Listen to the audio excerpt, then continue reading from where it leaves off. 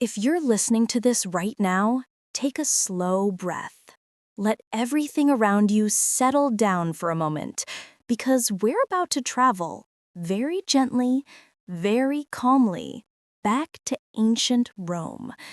Don't worry, no need to pack a bag, and no need to remember any tough school history lessons. This is the chill version, the sleepy version, the version where the only thing you need to do is listen. Imagine this like a slow dream, a soft walk through another time. No loud battles, no dramatic emperors yelling orders, just you, slowly slipping into the life of an ordinary teenager in ancient Rome. Someone your age, living their own quiet, simple, everyday life. Nothing too fancy, nothing too stressful, just gentle human routines from 2,000 years ago. The sun rises over Rome, but not in a dramatic, epic movie way. More like a warm light bulb turning on behind a dusty curtain. Soft orange, a little blurry. The kind of sunrise that makes you squint, shrug, and think, yeah, maybe 5 more minutes.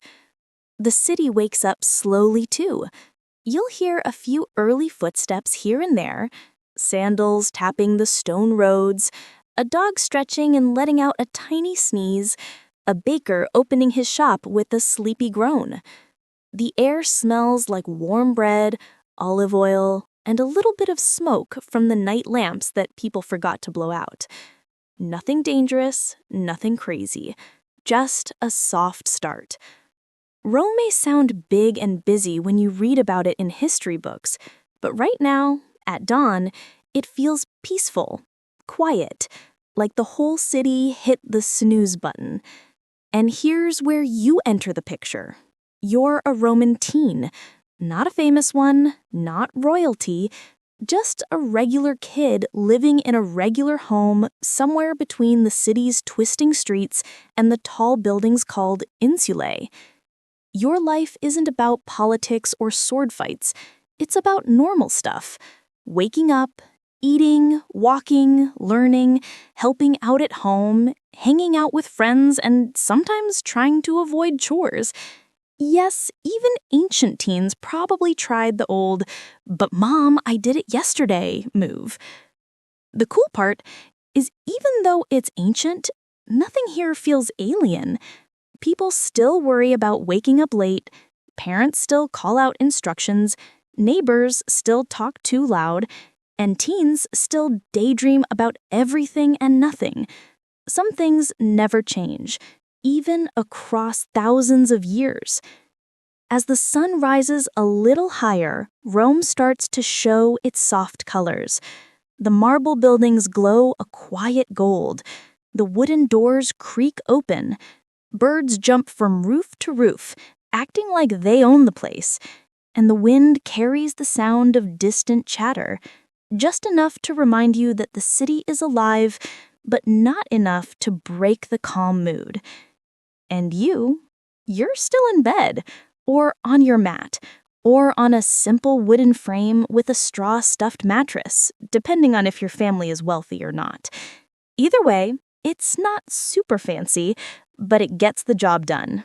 Soft enough to sleep, hard enough to remind you you're not living in a modern hotel.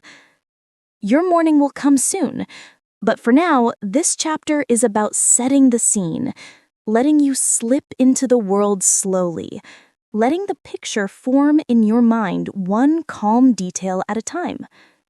Somewhere not far from your home, a shopkeeper is sweeping the front of his store.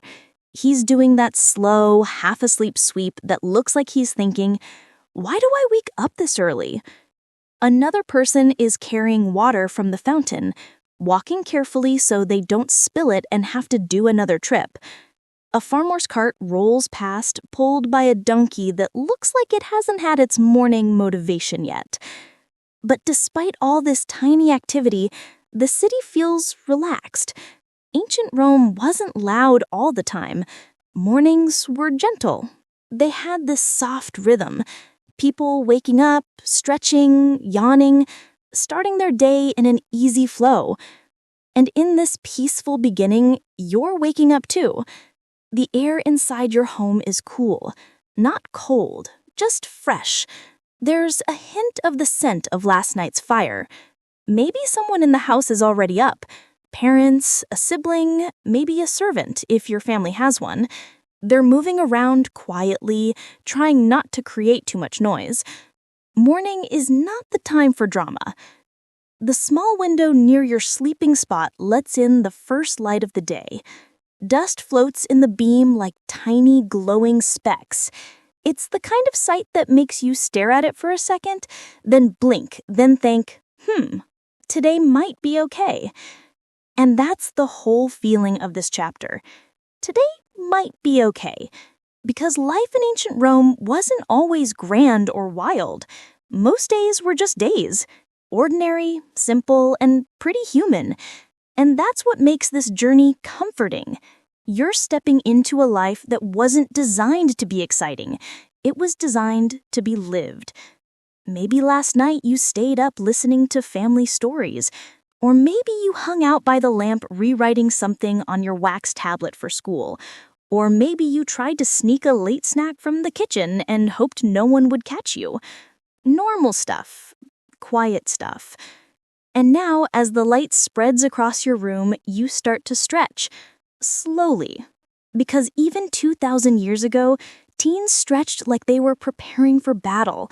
A long arm stretch, a small groan, maybe a dramatic flop back onto the mattress. You're not thinking about emperors or wars or history. You're thinking, do I have school today? Or what's for breakfast? Or I hope nobody asks me to carry anything heavy this morning. And just outside your home, life waits for you.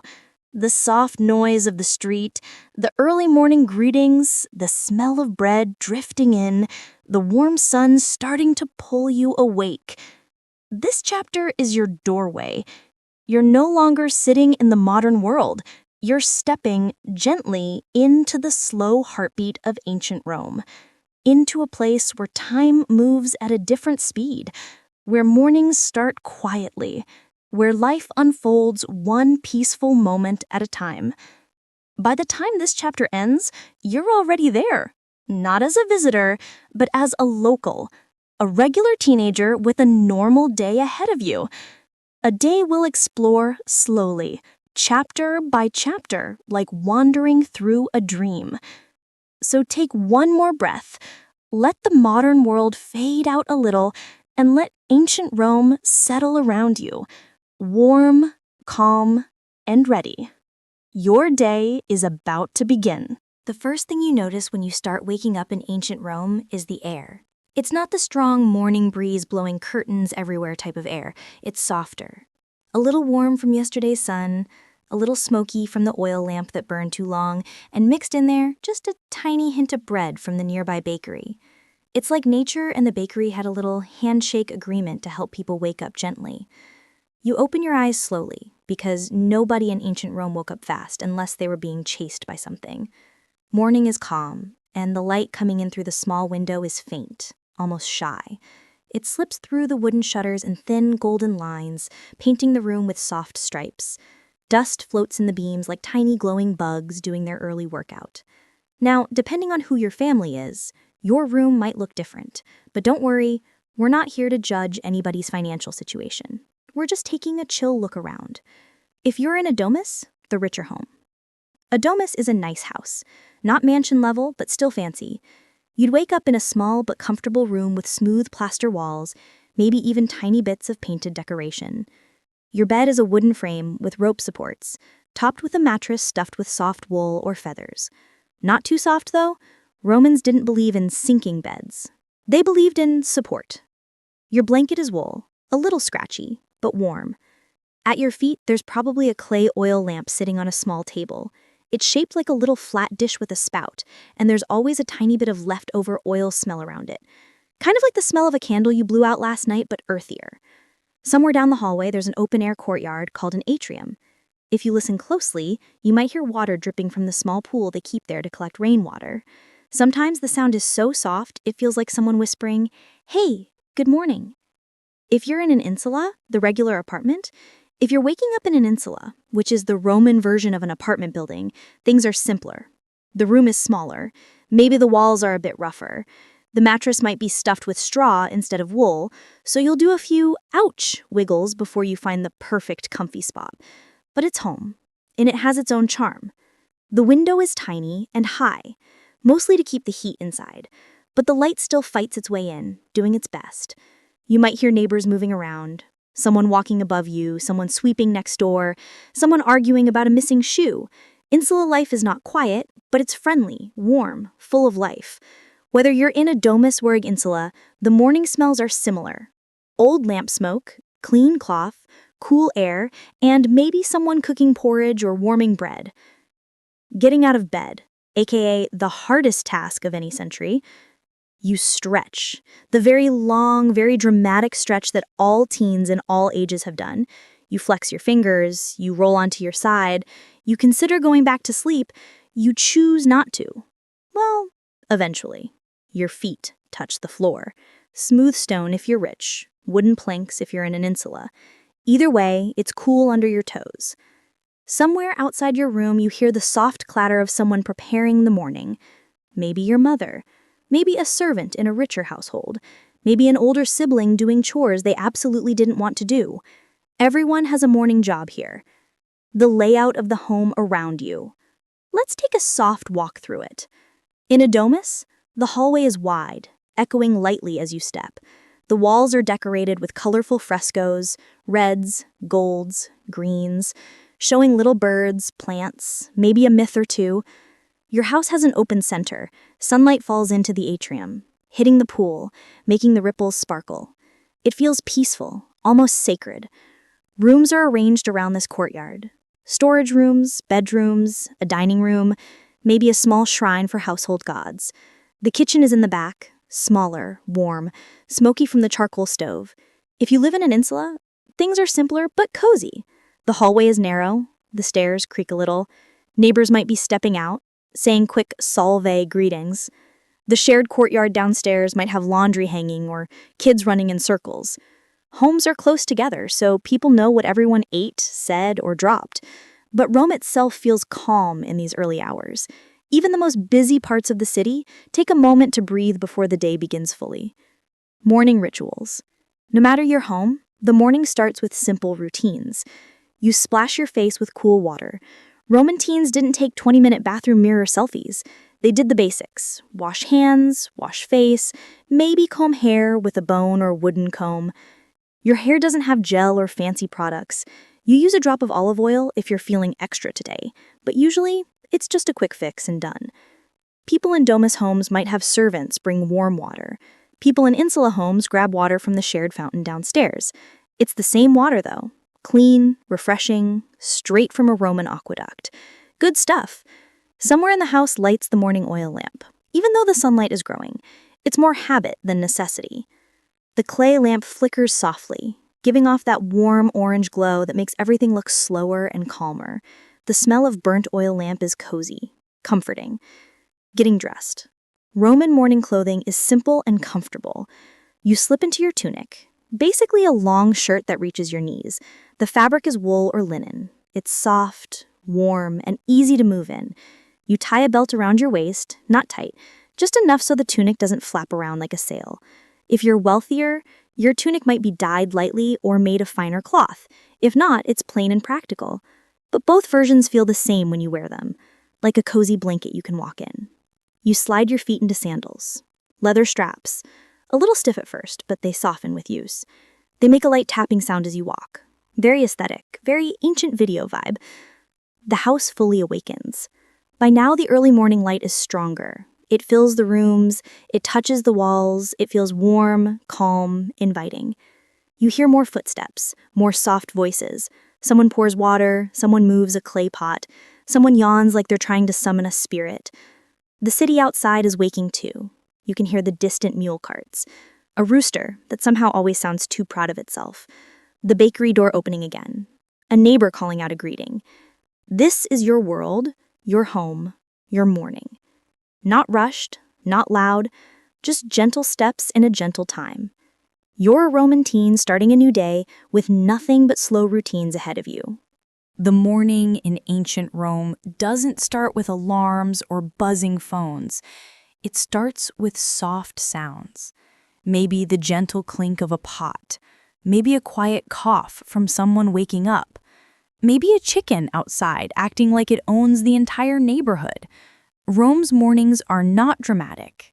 They just sort of slide in. You're awake now, dressed in your tunic, sandals tied just tight enough, and your hair doing whatever it feels like doing today. Before you can wander off to school or explore the streets, there are morning chores. Not the type that ruin your life, just small things, calm things, things that make the home feel alive. Feeding the animals. If your family has animals, and many Roman families did, you're probably feeding them first.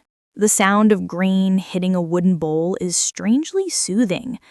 The chickens waddle around you like tiny, feathery alarm clocks, pecking at your sandals as if you're a walking breakfast tray. If your family has a goat, it gives you that "you woke up late" side-eye goats are famous for.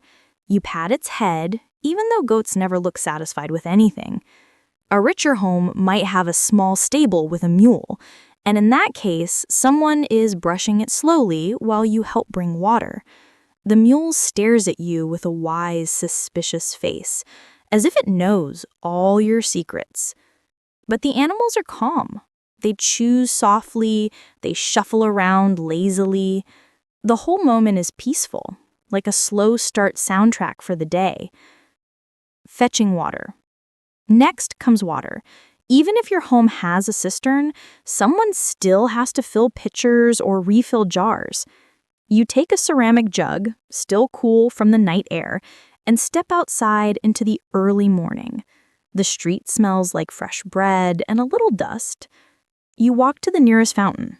Rome was full of them, all fed by aqueducts bringing clean water from miles away. The fountain trickles quietly, like nature whispering to itself.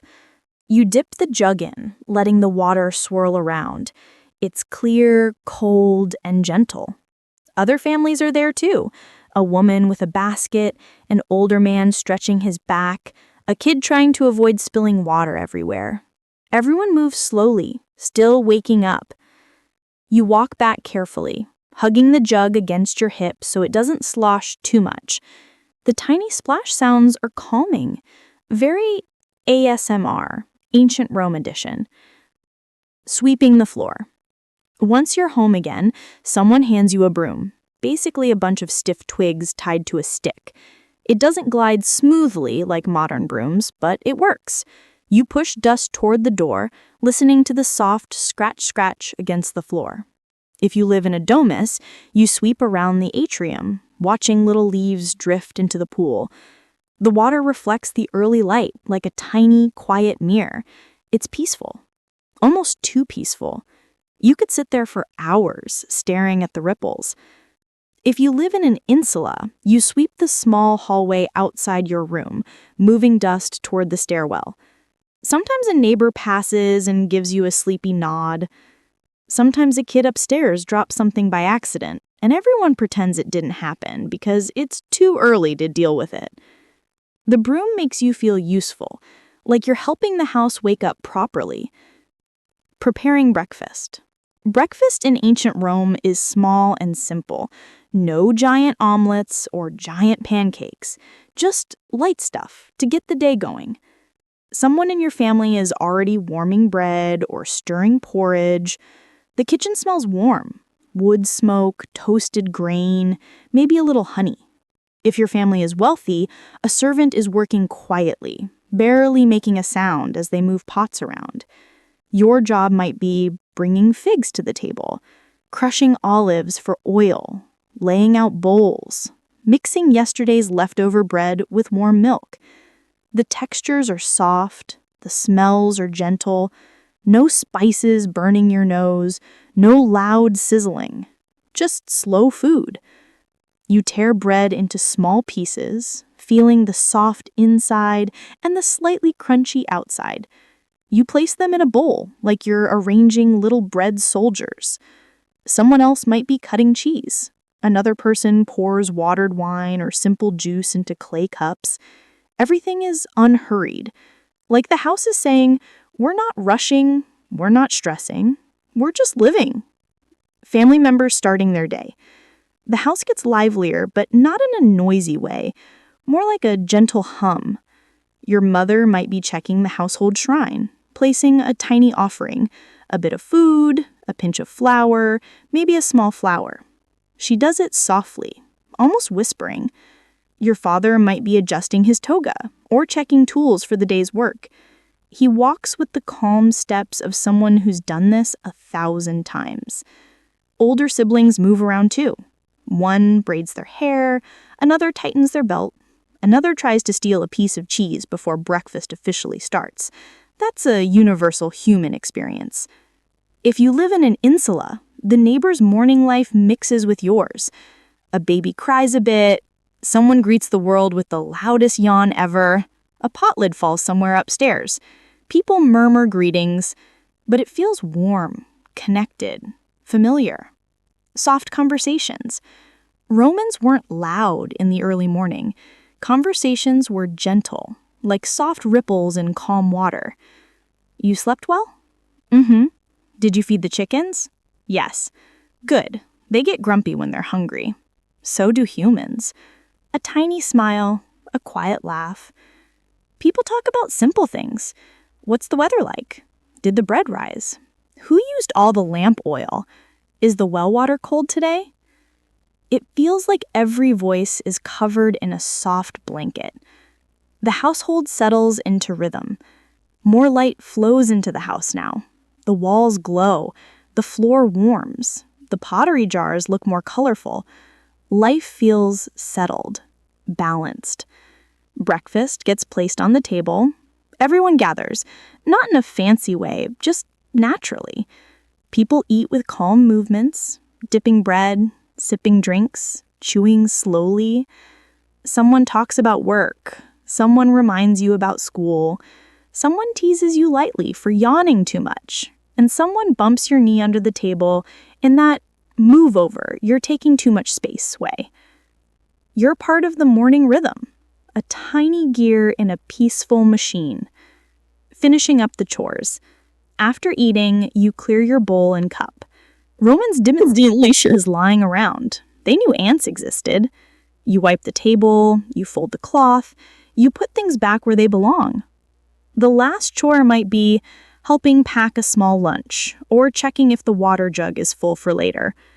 Nothing heavy, nothing stressful, just small tasks that warm your body and settle your mind. The day awaits. When the chores end, the house feels ready. The animals are fed, the floors are swept, breakfast is done. The home is awake, glowing with gentle morning light. You step toward the door, ready to begin your day in Rome. But for now, the memory of these soft chores stays with you. Warm, slow, familiar. Morning in ancient Rome has a way of unfolding slowly, almost as if the city prefers to stretch and yawn before truly waking.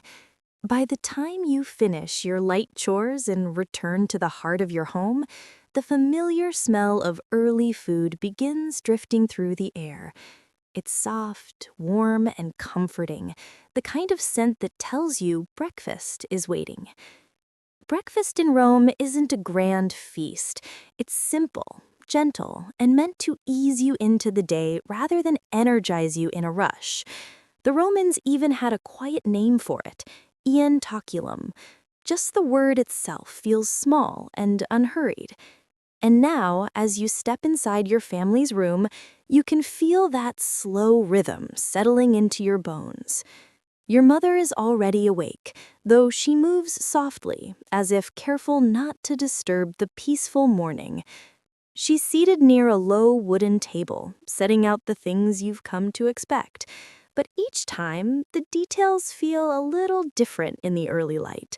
A clay plate, a small bronze knife, a bowl of olives that glisten like tiny black beads. And, wrapped loosely in a cloth, the warm loaf of bread she bought from the vendor before dawn. You sit beside her, the table's short enough that your knees fold comfortably. There's no rush and no sharp words or loud voices. Romans understand mornings the way they understand the first moments of a good story. Slow, gentle, patient. Your mother opens the cloth and reveals the bread. It's still warm from the communal oven where it was baked. The crust is slightly crisp, but not enough to crack loudly. When she cuts through it, a little trail of steam rises, carrying the faint, earthy smell of grain. This bread is simple, often made of wheat if your family can afford it, but sometimes barley if times are tight. For you today, it's wheat. A treat. A small comfort. Beside the bread, she places a dish of fresh cheese.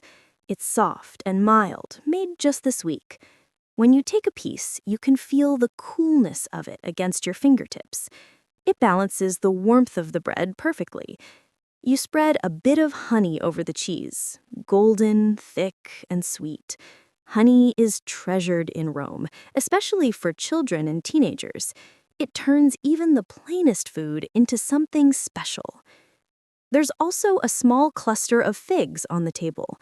Figs are one of those things Romans always seem to have nearby. Sweet, tender, and full of tiny seeds that crunch softly when you bite into them. Your father likes to say that figs are the fruit of calm mornings. You're not sure if that's something he made up or something he once heard, but it fits. Eating a fig feels like slipping into the rhythm of the day without any hurry. Your father emerges now, stretching his arms and rubbing his eyes. His footsteps are slow, not heavy. He takes a seat, murmurs a quiet greeting, and begins eating a small handful of olives. Their salty scent fills the air for a moment. He dips a piece of bread into olive oil, not the rich, green type reserved for the wealthy, but a lighter, simpler oil your family uses sparingly. Still, it carries that familiar, comforting aroma. A little fruity, a little earthy, always grounding. Your younger sibling arrives too, hair messy, face still sleepy. They plop onto a stool, grab a fig, and lean against your shoulder in that lazy way younger siblings do when they're half awake. No one corrects them. No one tells them to sit properly. Mornings in your home are soft enough to allow these moments.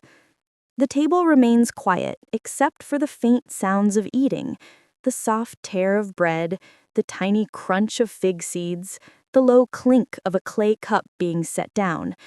Your mother speaks now and then, but her voice is gentle and low, like she's trying not to disturb the calmness of the moment. She asks if you have plans for the day. Maybe you'll help your father later. Maybe you'll visit a friend. Maybe you'll go to the market just to stroll and watch the world move. Nothing needs deciding right away. That's the beauty of these mornings. Rome can be noisy, crowded, and hectic, but not now. Not here. Breakfast is your family's quiet shield against the day. Your father cuts another slice of bread and hands it to you without a word. You drizzle a thin line of honey across it. The honey glows in the soft morning light, warm and golden. When you bite into it, the sweetness is calm, not sharp, like a slow sunrise for your tongue. You take your time, letting each bite settle fully before the next. In richer Roman homes, breakfast might look different. There could be dates, nuts, expensive cheeses, maybe even leftover pastries from the day before. Oil might be richer, fruits more varied, but even there, the rituals stay gentle.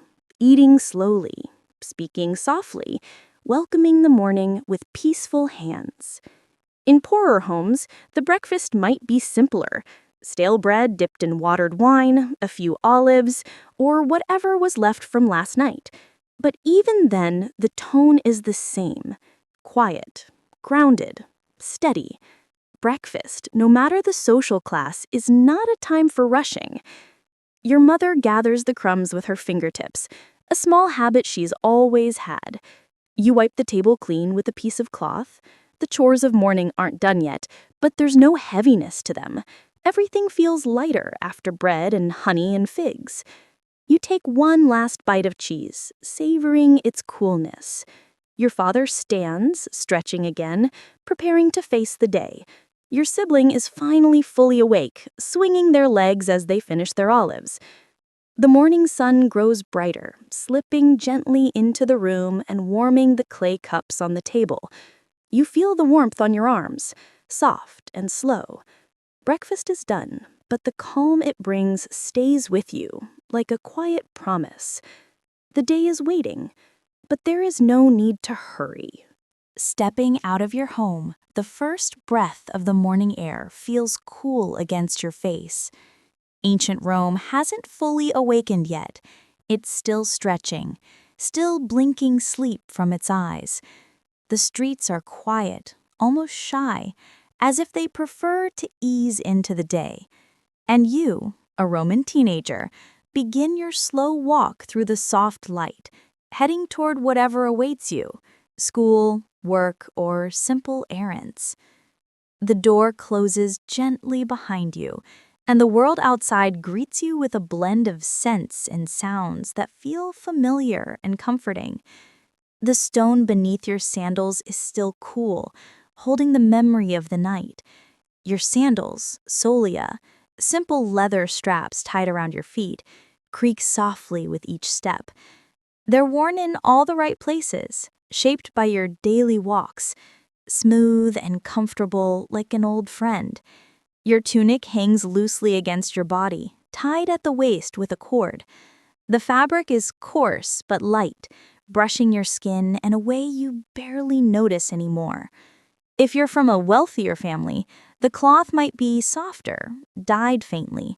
But whether coarse or fine, the tunic sways gently with your stride. As you move through the narrow street, Rome begins its morning performance. A baker nearby is already awake, lifting the wooden shutters of his shop. The moment the shutters rise, warm air escapes, smelling of rising dough, green, and the faint smokiness of the oven heating up. You can't help pausing for a moment. Bread in the early morning is like Rome's love language. The baker wipes his forehead with the back of his hand and gives you a nod. His day will be long, but he always seems patient during these first hours. Farther down, a woman sets out small baskets of olives, figs, and nuts in front of her stall. The baskets are woven tightly, and the fruits are arranged neatly, still glistening with dew. She hums a light tune under her breath, something soft and repetitive, like a comforting lullaby. Her voice blends so gently with the air that it barely feels like a sound at all. A cart rolls slowly through the street, its wooden wheels making a low, rhythmic rumble. The mule pulling it ambles lazily, tail swishing flies away. The driver sits with relaxed posture, reins loose in his hands. He won't pick up speed until later. Mornings aren't for rushing. The wheels bump over the uneven stones, filling the quiet with a soft clatter. You step aside, and the mule gives you a tired glance, the kind only an overworked animal can master. As you continue walking, you pass by tall insulae, crowded apartment buildings packed with families just beginning their day. From the open windows above, you hear the soft scrape of pottery, muted conversations, and once in a while, a sleepy child's quiet whine. A woman leans out briefly to shake dust from a cloth, sending down a tiny cloud that sparkles in the morning sun before drifting away. She calls gently to someone inside, and her voice echoes faintly between the walls. Then there's the smell, the one Rome is famous for in the early morning. Fresh bread, wet stone, olive oil warming in small kitchens, a faint smoke from cooking fires, a hint of river breeze from the Tiber, even a trace of animals being fed hay in nearby courtyards. It's not a perfect scent, not clean in the modern sense, but deeply alive, familiar, grounding. It wraps around you like a warm shawl. A group of boys around your age walk ahead, heading toward their tutor's house. Their voices are soft, barely more than murmurs. They carry wax tablets tucked under their arms, wooden frames smeared with smooth beeswax. They laugh quietly at some shared joke, the kind that only makes sense early in the morning, when the world hasn't fully sharpened yet. You follow behind them at a comfortable distance, listening to the echo of their sandals tapping the stone. Soft, steady, calm. You pass by a small shrine tucked into a wall, dedicated to the household spirits. Someone has left a few flower petals there, and a tiny clay lamp flickers weakly beside them. The flame dances in the slight breeze and casts a warm glow over the carved face of the deity. For a moment, you pause and breathe in the faint smell of burned oil. People often stop like this, just for a heartbeat, to whisper thanks or quietly ask for a smooth day. You don't say anything aloud, but you feel a small sense of peace settle in your chest as you continue forward. Soon you reach a wider street where early vendors push their carts into position. One man sells hot chickpea cakes. He's still arranging the wooden trays, but the faint smell of roasted chickpeas lingers. Another vendor sharpens his knife by dragging it across a stone in slow, steady strokes. The sound is soft, almost hypnotic.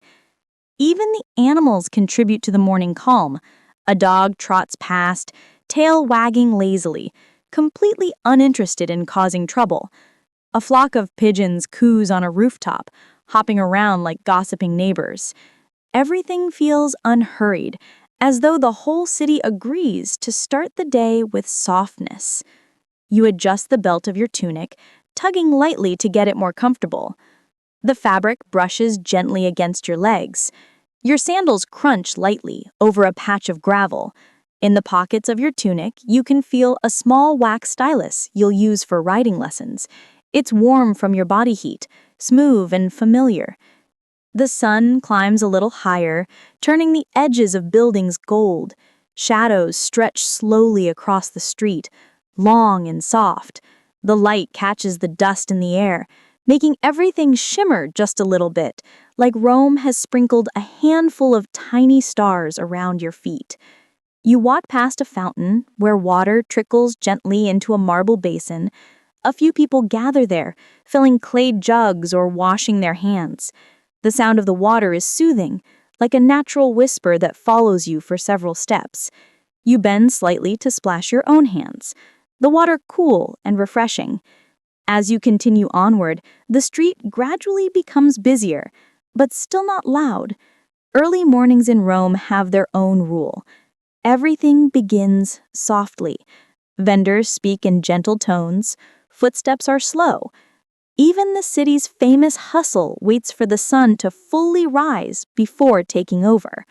You glance ahead, and your path becomes clear, whether it leads to school, chores, or a day of learning from an elder. But for now, your walk is simply a calm journey through a living, breathing city waking up with you.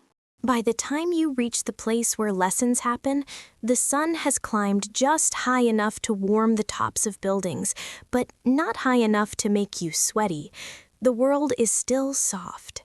The street noise is picking up, but it's still quiet enough that you can hear the flap of a pigeon's wings as it lifts off a roof nearby. Your school day begins at the ludus, the basic school where most Roman kids start learning. It's not a fancy building.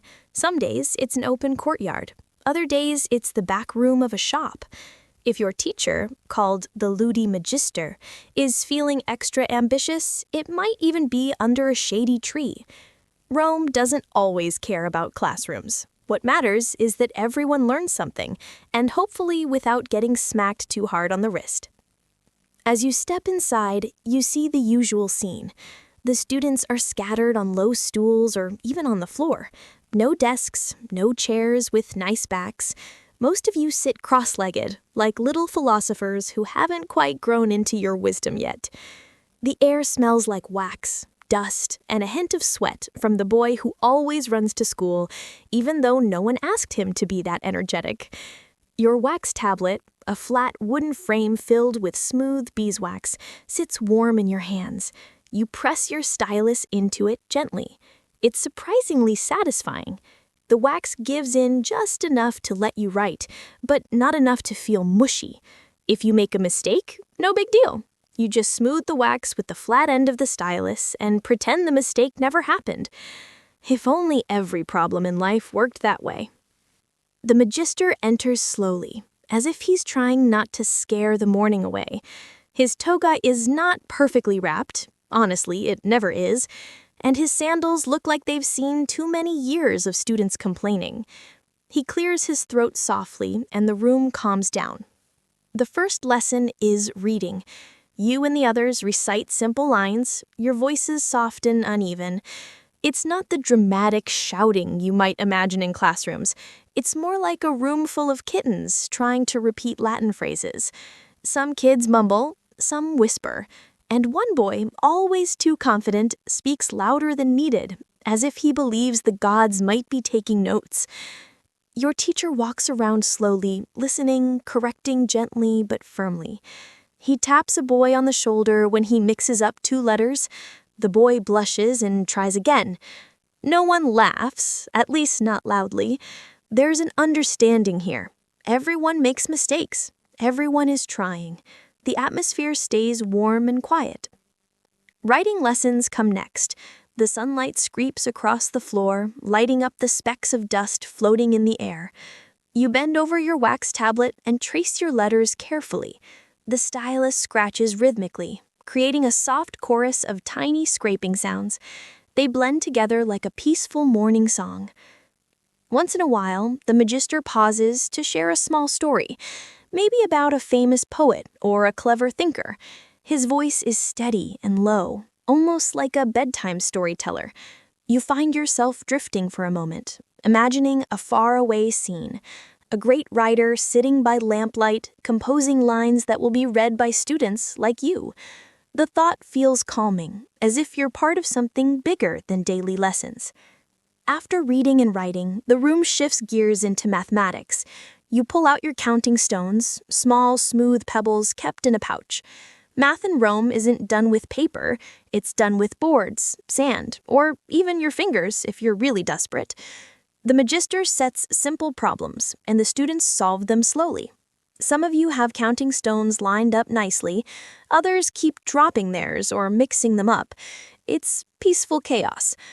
Every now and then, someone gives an answer that is so wrong it makes the teacher pause. He doesn't yell. Instead, he just closes his eyes for a moment, takes a small breath, and says, "Let's try again."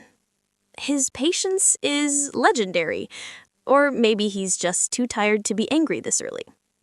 Toward midday, lessons shift into grammar and poetry, the favorite subject of the grammaticus, the more advanced teacher you'll study with when you're older. Today's lesson isn't too heavy. The teacher introduces a simple poem, and each student repeats a few lines. Not everyone understands every word. Honestly, most teenagers only understand about half, but the rhythm of the language is soothing, almost musical. The room falls into a calm hum of soft reciting. A bird chirps from outside. Someone's stomach growls quietly, a reminder that lunch is getting closer. A few kids wiggle, adjusting seats and stretching sore backs. Sitting on stools for hours can turn anyone into a pretzel. You shift too, trying not to make noise. Then comes the best part of school, small breaks where nothing official happens. Students whisper little jokes. One boy tries to draw a horse on his wax tablet, but ends up with something that looks more like a lopsided donkey. Another kid accidentally drops his stylus, and it rolls across the floor, clicking softly until it stops by your foot. You pick it up and pass it back. He grins and thinks. There are moments of soft laughter, tiny mistakes, and whispered conversations about what people saw on the street that morning.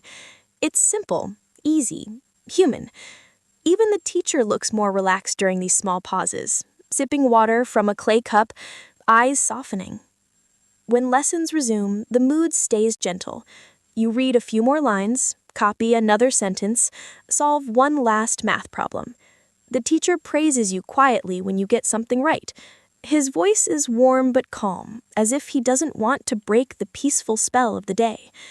By the time the lesson ends, the sun is higher, the air warmer. Your wax tablet is covered in uneven lines, smoothed over mistakes, and fresh writing. Your fingers smell faintly of beeswax. Your eyes feel a little heavy, the way they do after focusing for too long, but in a pleasant, sleepy way. You stand, stretch your back, and dust off your tunic. Around you, the other students gather their things, slip on their sandals, and step outside. The street greets you again. Brighter now, busier, but still carrying some of the morning calm. School in ancient Rome isn't fancy. It isn't always easy, but it's simple, steady, and full of quiet moments that become memories. As you walk away, stylus tapping lightly against your leg, you feel just a little smarter, a little taller, and ready for whatever gentle adventure the afternoon brings. Not every Roman teen spends the morning scratching lines into wax tablets or trying to remember which poet wrote which line.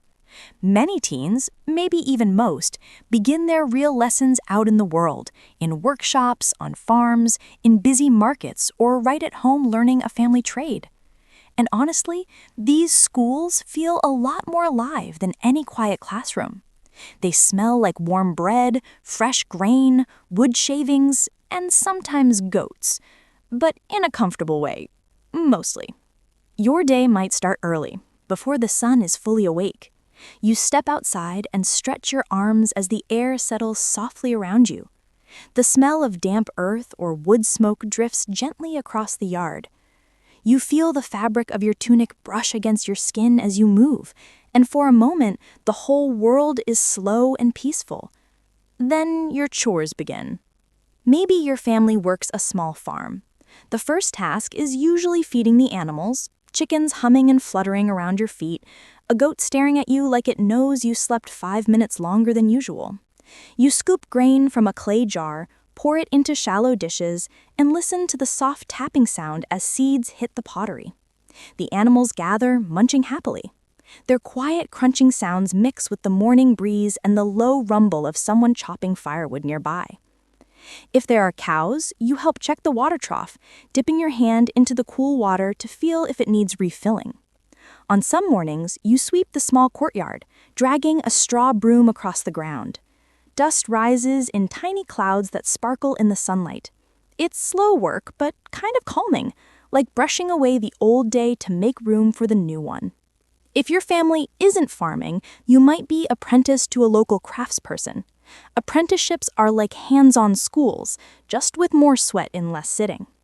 You shadow an adult, watching their every move, learning a little each day.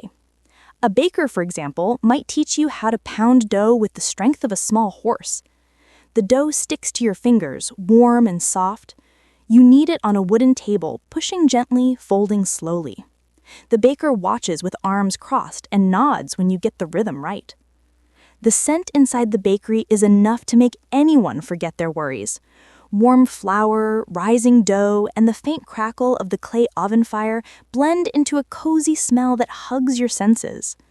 As bread bakes, you're sent to sweep the shop floor or carry sacks of grain from storage.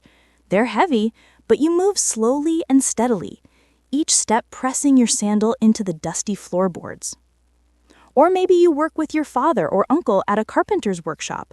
Sawdust floats lightly in the air, glowing under sunbeams like golden pollen.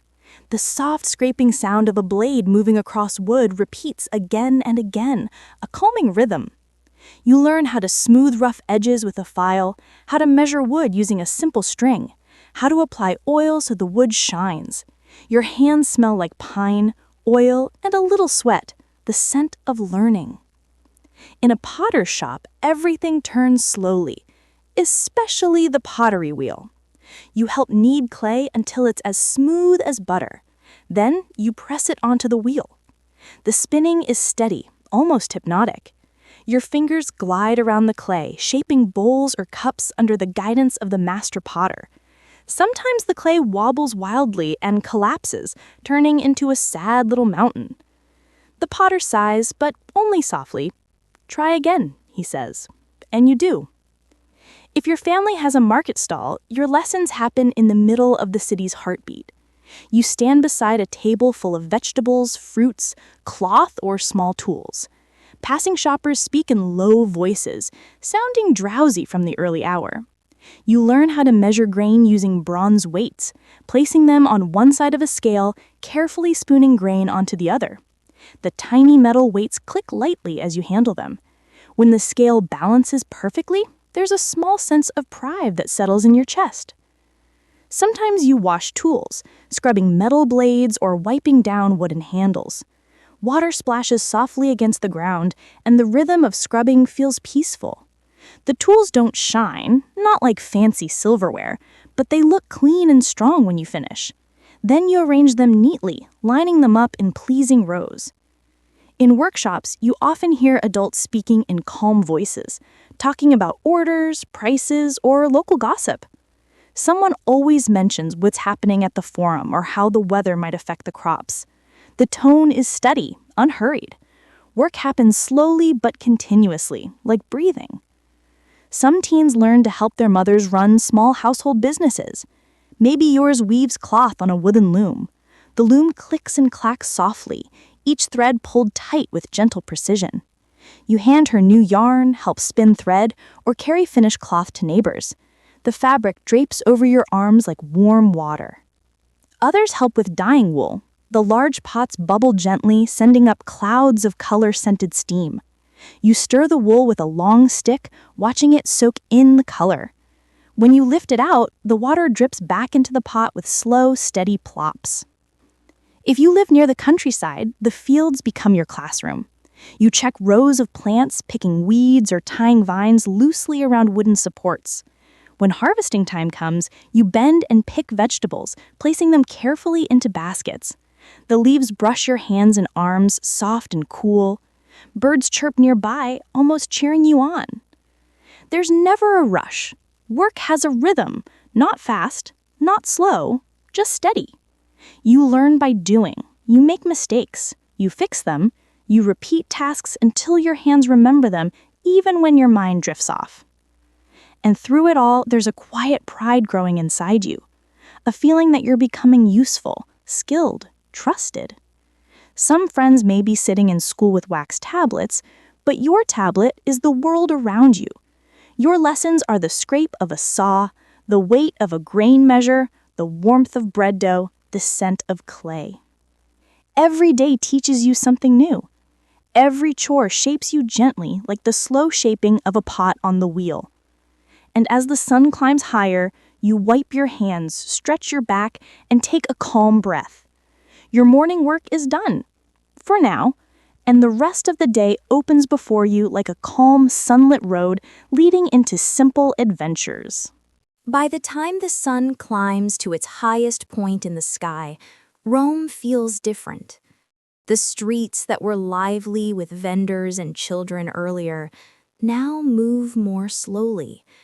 Even the city seems to pause for a moment, taking a deep, warm breath. The midday heat settles gently over the rooftops and stone streets, encouraging everyone to slow down.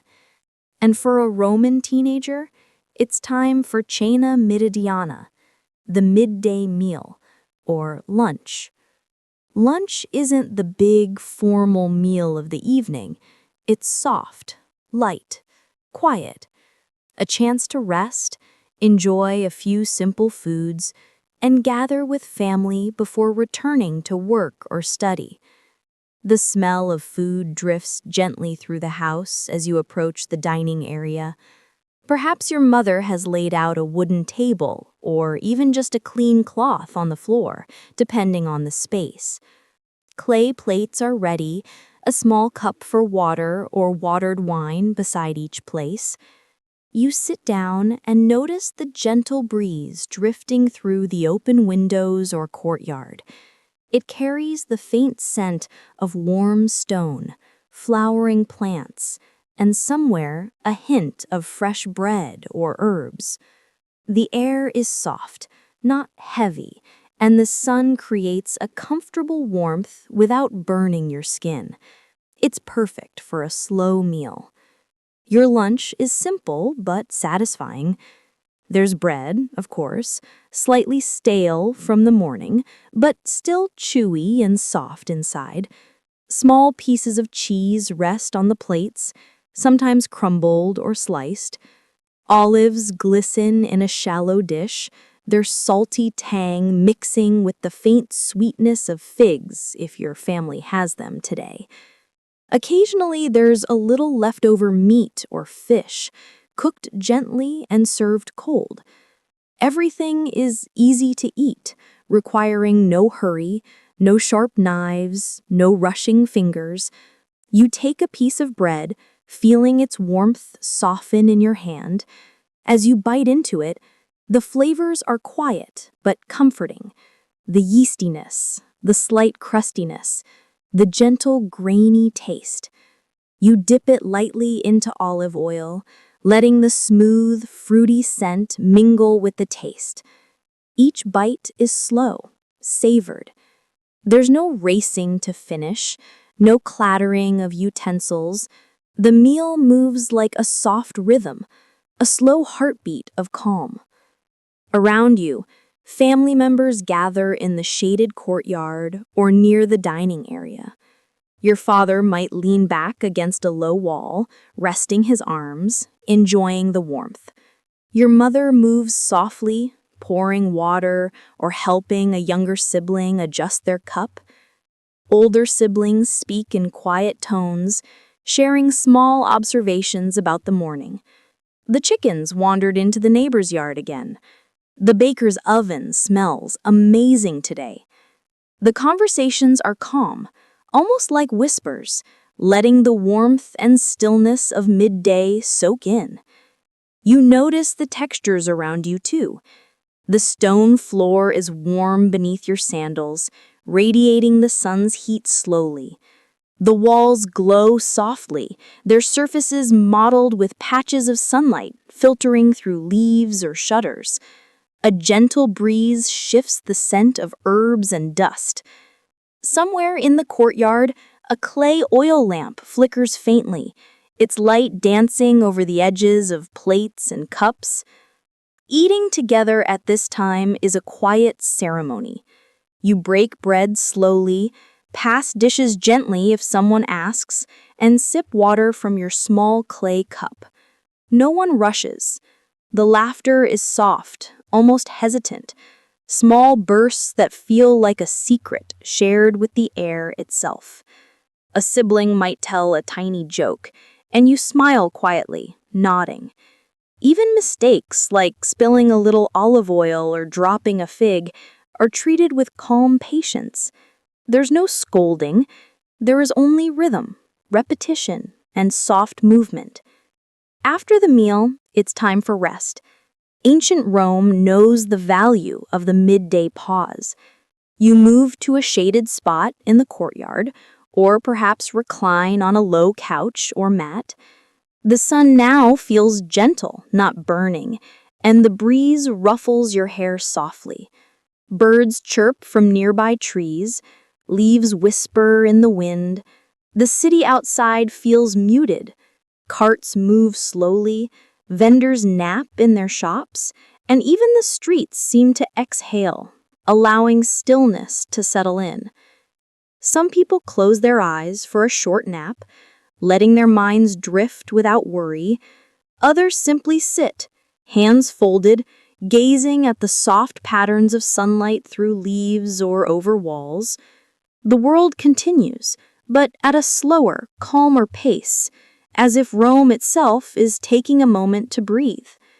The courtyard is alive with small, quiet details. A cat stretches in the sun, purring faintly. A servant sweeps gently, moving dust without hurry. A small fountain trickles softly, adding a musical whisper to the calm. Even the smell of food lingers faintly, reminding everyone of the gentle nourishment just enjoyed. You stretch your legs, feeling the warmth of the sun on your skin. The bread, cheese, and figs have left you comfortable, but not heavy, alert but calm. Your mind drifts, noticing the little things, the curve of a clay pot, the sway of a vine, the flicker of sunlight on a wall. These moments are slow, and you realize they are just as important as lessons or chores. Sometimes during this midday pause, a quiet conversation happens. Your father might point out something in the sky. Your mother might remark on the scent of a nearby flower. Older siblings whisper observations about the street below. Even small disagreements, like "you took my fig," are gentle, quickly forgotten, wrapped in the ease of the afternoon. Finally, as the sun continues its climb towards the afternoon, the rest period begins to end. Hands are washed, dishes cleared, mats folded. Everyone stands slowly, stretching limbs, letting muscles wake up after the calm pause. The courtyard feels ready again, alive, soft, prepared for the next part of the day. Lunch and midday rest in Rome are not dramatic. There are no bells, no announcements, no rushing crowds. There is only warmth, shade, quiet voices, soft textures, gentle breezes, and the slow rhythm of life. For a Roman teen, these moments are comforting, grounding, a soft anchor before the day moves on to work, lessons, or errands. And as you rise, ready to step back into the world, you carry that slow, peaceful energy with you. The warmth of bread, the scent of olive oil, the soft whispers of family, and the gentle stillness of midday Rome. The afternoon in Rome stretches lazily, like warm honey sliding across smooth stone. After a light lunch and a quiet midday rest, the world feels alive again, but not in a rush. The sun is softer now than at noon, casting long, warm shadows across streets, courtyards, and tiled rooftops. For a Roman teen, this is a time for gentle activity, for small adventures, for quiet enjoyment. Some teens begin their afternoons with games. Not loud, wild games. Rome doesn't always need noise to feel alive. One favorite is tally, a game with knuckle bones, tiny bones from sheep or goats that fit snugly in your hand. You toss them lightly, watching the pieces tumble and land. Each throw has a quiet rhythm, almost musical in its soft clicking against the stone floor. The goal is simple. See how many land in a certain way. You might win a small handful of nuts or figs from a sibling, or just earn a quiet sense of satisfaction. Others prefer balls made from leather stuffed with wool. Tossing the ball back and forth, you and a friend practice soft, careful throws. The leather squeaks gently as it bounces. You laugh quietly when it rolls too far or hits a wall, picking it up without hurry. There's a gentle rhythm in the movement, a feeling of balance between effort and ease. Board games are another afternoon pleasure. A latrunculi board sits on a low stone table. The pieces are small, smooth, black and white tokens. You move them carefully, thinking a few moves ahead, but mostly enjoying the slow challenge. The game is quiet, thoughtful. Sometimes your sibling cheats. Not badly, just enough to make you smile. Gentle teasing passes back and forth, but no one gets truly upset. Afternoons are also for storytelling. Gathered under the shade of a courtyard or on a quiet street corner, teens listen to older family members or neighbors tell tales. Some stories are heroic, brave soldiers, clever thinkers, or famous citizens. Others are simple, small moments from life in Rome, a merchant's amusing mistake, a pet goat that ran away, or a baker who accidentally burned an entire tray of bread.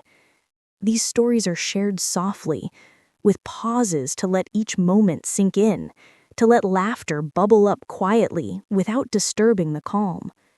Helping adults continues in the afternoon, though it feels different now than in the morning. Tasks are slower, lighter. You might help sweep the shop, arrange baskets of fruit in the market, or prepare small items for sale. Each action is deliberate, peaceful. You learn by watching carefully, following the soft rhythm of someone experienced, and doing your part without hurry.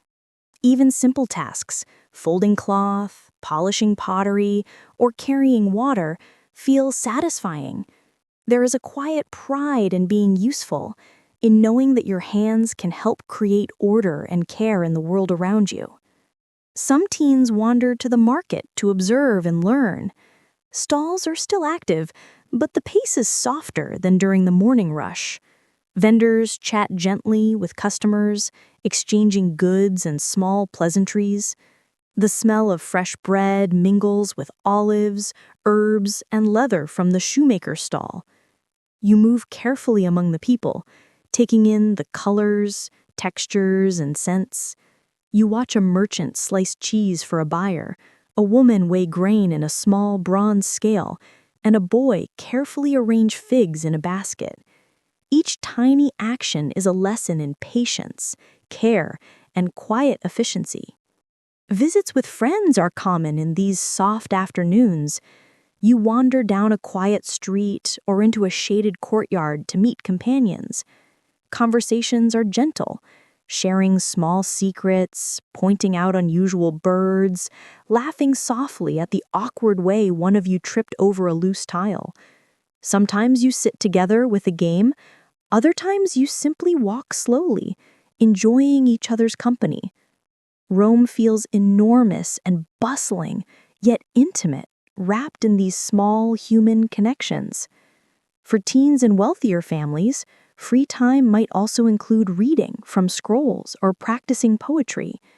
You sit in the shade, a scroll unrolled before you, tracing letters with a finger, letting the rhythm of the words settle gently in your mind. The teacher or parent supervising doesn't push, they allow you to move your own pace.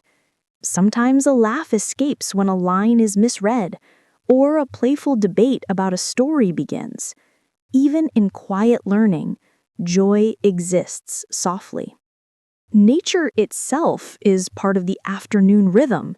Sunlight filters through vines and leaves, creating moving patterns on stone floors. Birds sing lazily from rooftops and courtyards. A gentle breeze shifts the air, carrying the mingled smells of food, flowers, and distant river water. You notice these things without trying. They sink in naturally, part of the relaxed flow of the afternoon. Some teens find peace in small tasks at home, washing dishes after the lunch, sweeping again, or helping younger siblings with chores. Everything is slower now, almost meditative. The rhythm of life has settled into a comfortable cadence. You notice how the simple act of cleaning, arranging, or organizing feels calming, almost like a quiet song sung without words. The afternoon moves forward softly, and soon it's the time for reflection. Sitting in the courtyard or leaning against a warm stone wall, you watch shadows stretch and shift. Conversations dwindle into whispers. Games end with gentle nods and smiles, and the market winds down its quieter phase. You feel tired, but in a pleasant way. Muscles stretched, mind content, spirit calm. This time of day teaches patience, observation, and appreciation. You notice details, the way sunlight glints off clay tiles, the sound of a bird's wings brushing the air, the delicate scent of bread or herbs lingering in the streets. You see how small actions ripple softly through the world. A carefully placed basket, a stone swept clean, a gentle laugh shared with a friend. These are the lessons of afternoon life. Subtle, unhurried, meaningful. As the sun begins to tilt toward evening, the gentle rhythm of the afternoon draws to a close. Teens begin to think about returning home, finishing chores, or preparing for evening routines. The city, still warm and alive, feels softer, quieter, more introspective than it did in the morning. You carry with you a small sense of satisfaction. Games played, stories heard, tasks completed, friends cherished. Rome's afternoons are not dramatic. There's no clamor for attention, no rush for glory. There's only the steady flow of life, soft interactions, and slow, thoughtful moments. For a Roman teen, these hours are a gentle bridge between the quiet midday pause and the evening that will follow. A calm, golden time filled with small adventures, soft laughter, and the quiet pulse of the world around you. As the afternoon drifts lazily toward evening, a Roman teen's day often ends with one of the most soothing parts of life, a visit to the thermae, the Roman bathhouse. For some, it's a simple way to get clean. For others, it's a slow, relaxing ritual, a chance to breathe, stretch, and feel the world soften around them. Either way, the bathhouse is gentle, calm, and surprisingly social, all without the hurry of modern life. You step through the entrance, sandals slapping softly against the worn stone floor. The air changes immediately. Outside, the streets were warm and dusty. Here, the scent of warm water, damp stone, and oils wraps around you like a comforting blanket. The bathhouse is already alive, but in a quiet, soothing way. The soft murmur of voices, the occasional splash of water, and the low hum of steam moving through high, vaulted ceilings. Your first stop is the apoditarium, the changing room. Wooden benches line the walls, and niches hold the clothing and sandals of other bathers. You slip out of your tunic and sandals, folding them carefully, just as you've been taught.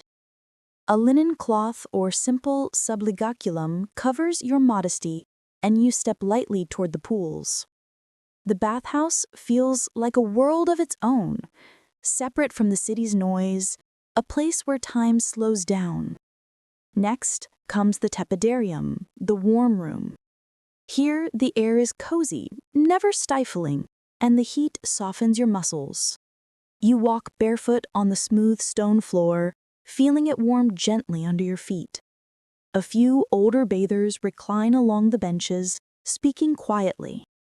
You exchange polite nods, soft hellos, and slide into the shallow, warm pool. The water envelops you, comforting and steady, not too hot, not too cold. Your shoulders loosen and your mind drifts. The gentle lapping of water against stone is like a soft lullaby. After a few slow minutes, you move to the caldarium, the hot room. The heat here is deeper, more embracing. Steam curls around your skin, rising in soft, swirling patterns. The water in the hot pool glows faintly, warmed by a carefully tended furnace beneath the floor. You step in slowly, letting the warmth creep into every joint, every tendon. The muscles in your legs and back relax. Your arms float lightly on the surface, fingers brushing the water, creating soft ripples. Around you, people sit or float quietly.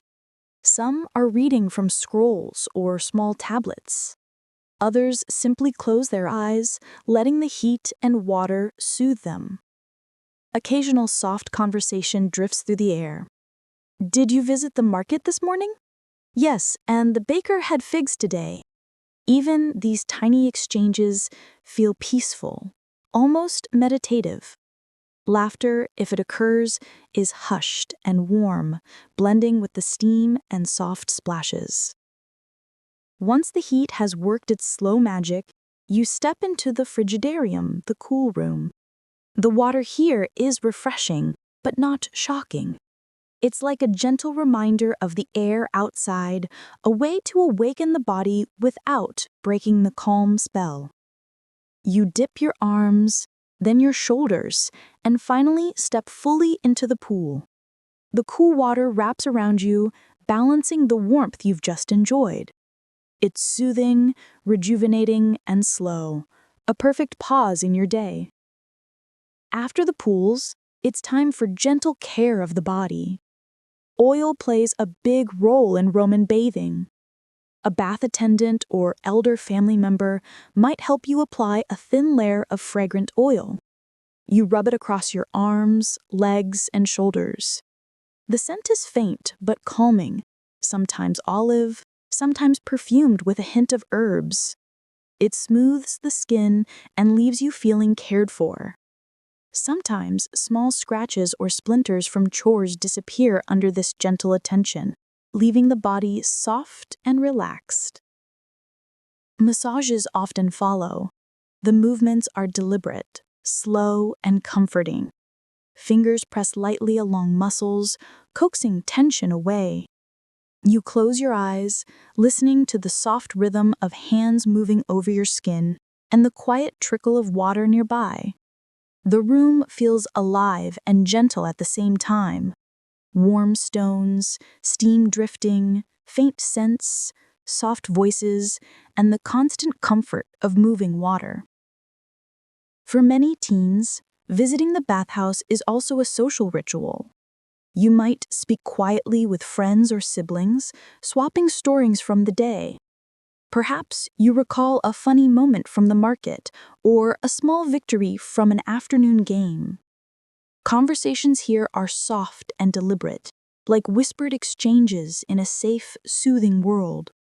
Laughter is low and comfortable, never rushed, and it floats through the warm air like little bubbles, rising and fading into the steam. After massages and oils, some take a quiet moment to recline, floating in the tepid water or resting on the warm stone benches. Your arms dangle in the shallow water, legs stretched, head tilted slightly as you watch steam curl into the high ceiling. The bathhouse seems to slow down even more now, inviting everyone inside to pause, reflect, and simply breathe. Eventually, you step out into the cooler air of the changing room, letting the bathhouse world remain behind you for the evening. Sandals return to your feet, tunic back in place, and a quiet sense of ease settles over your body. The muscles are relaxed, the mind is calm, and the skin smells faintly of oil, water, and herbs, gentle reminders of the day's slow pleasures. As you step outside, the streets of Rome feel softer now. The evening light drifts over rooftops and courtyards. The air is cooler than the midday heat. Birds begin to stir quietly, returning to their nests or hopping along the walls. Your steps on the stone floor are lighter, measured, calm. The bathhouse has done more than clean you. It has slowed your mind, soothed your body, and given your spirit a gentle anchor. For a Roman teen, the bathhouse is more than hygiene. It is a pause, a slow retreat, a comforting ritual. Warm pools, cool pools, oils, soft massages, gentle conversation, and drifting steam create a perfect rhythm, one that encourages you to move softly, breathe deeply, and appreciate the calm, simple joys of life. And as the sun dips lower, spilling golden light across the city, you walk home, carrying the bathhouse calm with you, ready to step gently into the evening. As evening approaches, the Roman streets begin to take on a gentle golden hue. The sun tilts low, brushing the rooftops with soft light that warms the stone underfoot. For a Roman teen, this is a perfect time to wander through the markets, a slow stroll through the heart of daily life in the city. The marketplace is alive, but in a calm, comforting rhythm. A place where colors, scents, and textures mingle softly, inviting curiosity and quiet observation. You step into the main market street, sandals making soft contact with the smooth stones. The air is cooler now than it was at midday, carrying a mixture of familiar smells: fresh bread from the morning's bakers, still warm from ovens, ripe fruit, earthy herbs, and faint traces of smoke from cooking fires nearby. Each scent drifts slowly, wrapping around you like a gentle embrace, guiding you deeper into the market's calm energy. On your left, a pottery stall catches your eye. Clay pots, bowls, and jugs are arranged carefully on low tables and shelves. Their warm, earthy tones, muted oranges, soft browns, and pale creams, glimmer slightly in the fading light. You run your fingers lightly over the cool, smooth surfaces of the vessels, feeling the slight texture of hand-shaped clay. Some are glazed, catching the light softly. Others are raw and matte, with small fingerprints from the potter who shaped them. The gentle clinking of a pot nudged slightly by the breeze adds a soft rhythm to the surroundings. A little farther down, a spice cellar sits behind a low counter. Small bags of powders and seeds neatly arranged in rows. The colors are muted but beautiful. Deep red paprika, soft golden turmeric, and earthy brown cumin. You lean closer, inhaling quietly. The scents are rich, warm, and slightly sweet, blending together in a way that calms the senses instead of overwhelming them. The vendor hums softly as he arranges his goods, occasionally whispering to a customer or tapping a small wooden scoop into a bag with a gentle clatter. On the opposite side, a cloth merchant spreads bolts of fabric across tables. Linen and wool, coarse and fine, dyed in soft shades of blue, green, and tan. You run your hands over the fibers, feeling the difference between the rougher weaves and the soft, almost silky ones. The cloth shifts lightly in the evening breeze, creating slow, fluid patterns. A faint scent of dye lingers in the air, earthy and gentle, reminding you of the care that went into coloring these fabrics. Nearby, fruit sellers have arranged their produce in small pyramids or baskets. Figs glisten dark and glossy, grapes hang in soft clusters, and apples are warm to the touch after a day in the sun. You pause, lifting a grape and letting it roll between your fingers before dropping it back gently. The fruit smells faintly sweet and earthy, a perfect balance of warmth and freshness. Occasionally, a soft voice calls out, offering samples to passing customers, but nothing disturbs the slow, peaceful rhythm of the market.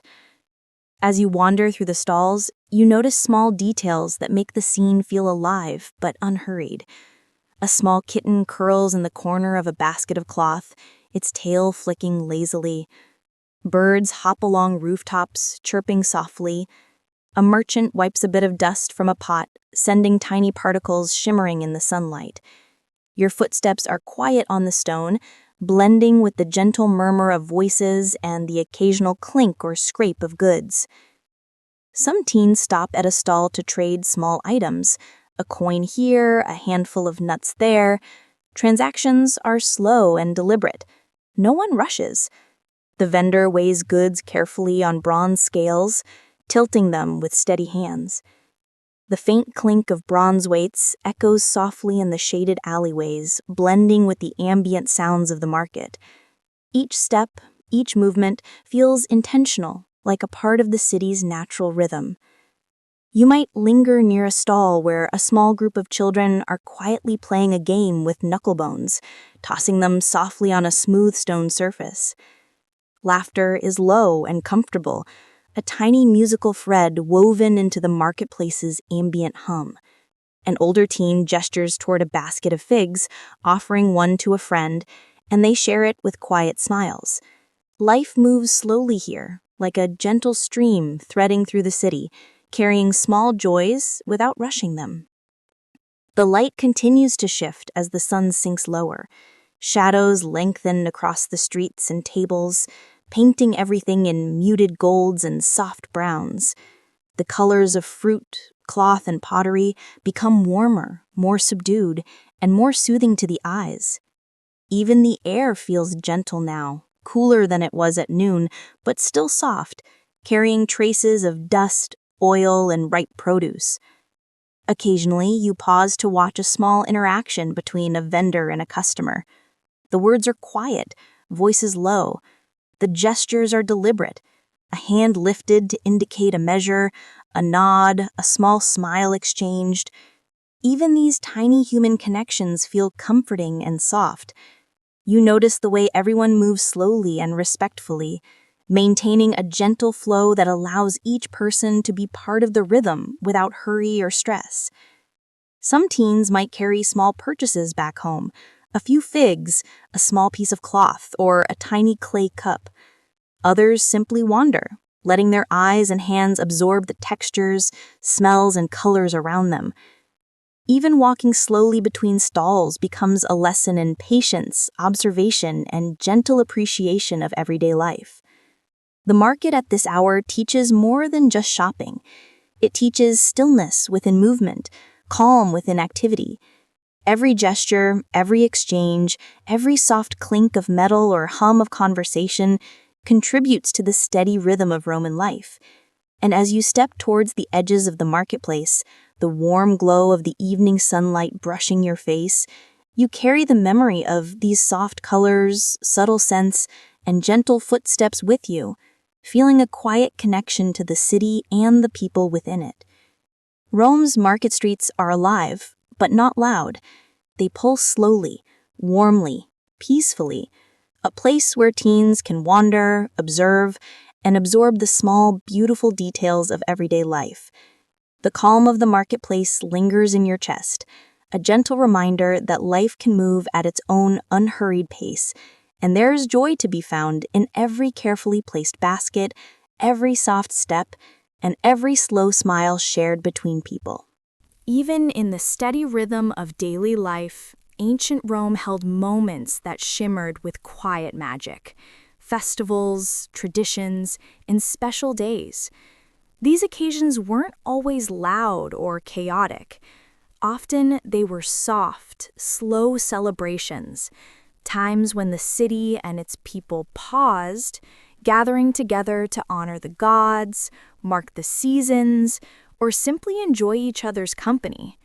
For a Roman teenager, these days offered a gentle break from lessons, chores, and errands, a chance to participate in rituals, watch processions, and feel a connection to the larger world.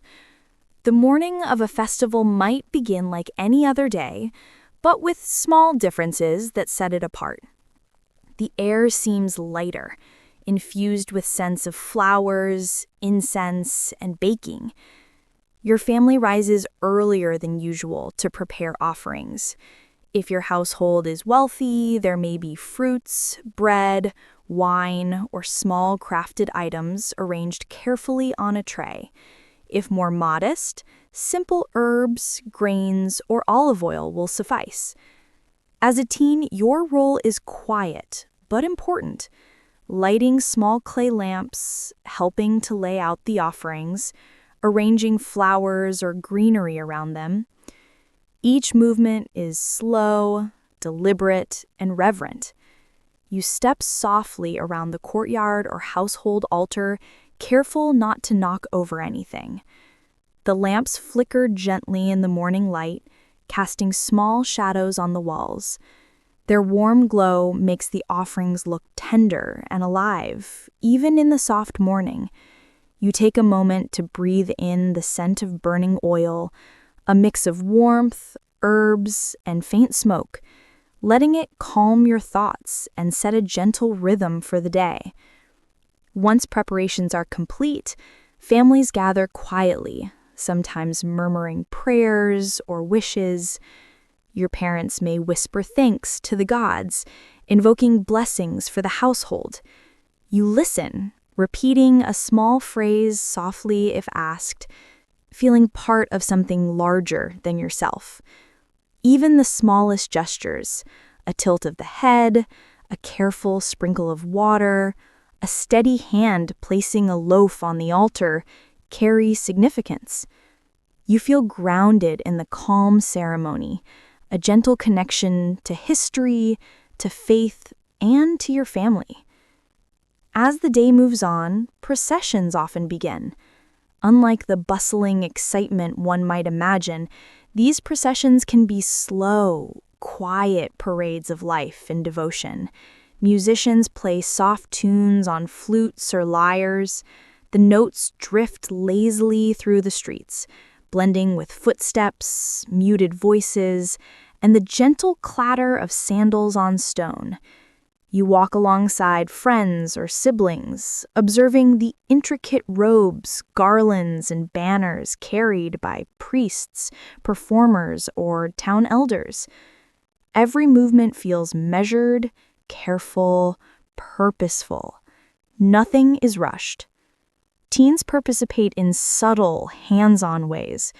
You might carry a small tray of offerings toward the temple, help sprinkle incense into burners, or assist in setting up decorations along the street.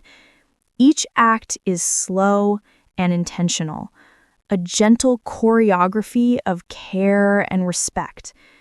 The rhythm of activity is quiet but steady, like the pulse of the city itself.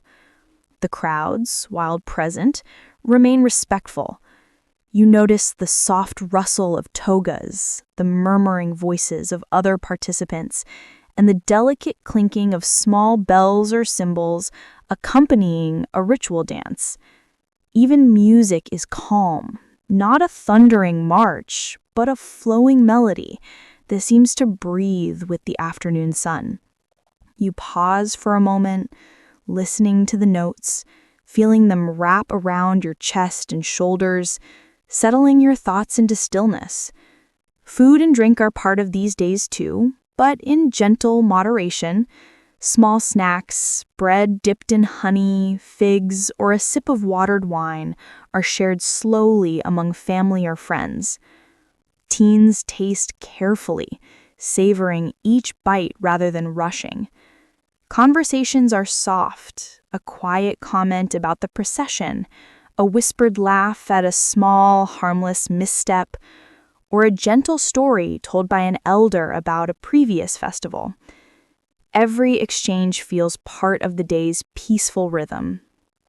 In some celebrations, you may witness animals or symbolic items being offered at the temple. You watch with quiet curiosity, learning the meanings behind each act.